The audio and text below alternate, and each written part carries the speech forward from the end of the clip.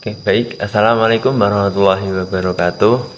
Perkenalkan, nama saya Muhammad Fahri Abid dengan NIM 23010210057. Di sini saya akan mempresentasikan materi talak, yaitu rukun dan syarat talak untuk memenuhi tugas UAS ilmu munakahat. Kita mulai dari rukun talak. Para ulama dalam hal ini tentu saja memiliki pendapatnya masing-masing. Namun pada umumnya para ulama berpendapat bahwa rukun talak hanya satu, yaitu lafadznya.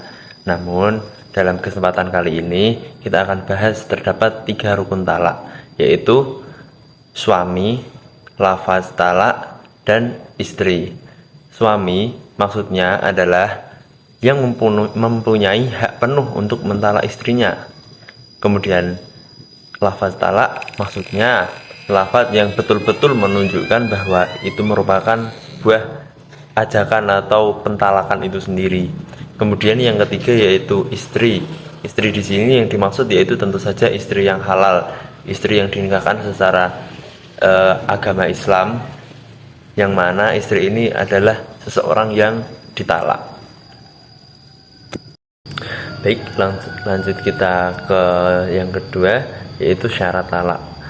Talak menurut syariat itu dipandang sah apabila memenuhi syarat-syarat tertentu, dan syarat-syarat itu tentunya ada pada rukun-rukun itu sendiri, yaitu syarat yang ada pada suami, syarat yang ada pada istri, dan juga syarat yang ada pada lafaz talak itu sendiri.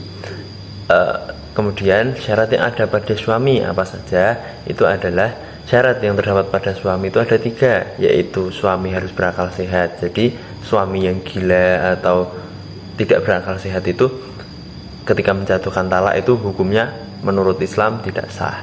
Kemudian suami harus dalam keadaan sadar. Jadi suami tidak boleh dalam keadaan tidak sadar, contohnya sedang mabuk atau sedang tidur, itu talaknya tidak sah.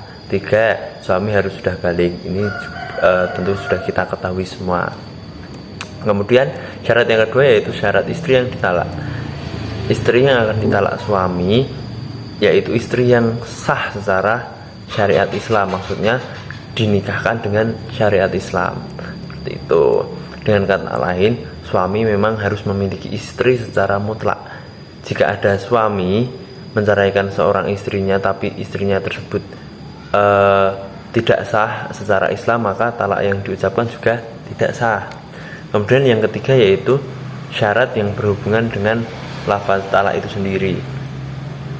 Syarat yang harus ada pada lafaz talak adalah bahwa lafaznya ini harus dipahami secara jelas dengan tujuan yang jelas pula, yaitu terarah pada tujuannya hanya untuk menceraikan istrinya itu saja, tidak ada tujuan lain.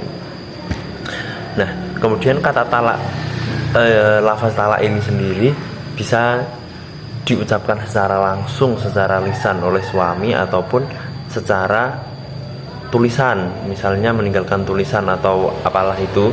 Nah, kemudian jumhur ulama sepakat, fuqaha sepakat bahwa sigot talak ini dibagi menjadi 2, yaitu sigot yang jelas atau biasa disebut dengan soreh, dan sigot sindiran atau yang disebut dengan kinayah. Keduanya sama-sama sah apabila memenuhi rukun dan syarat-syarat itu sendiri. Seperti itu. Mungkin itu saja yang dapat saya sampaikan, kurang dan lebihnya mohon maaf.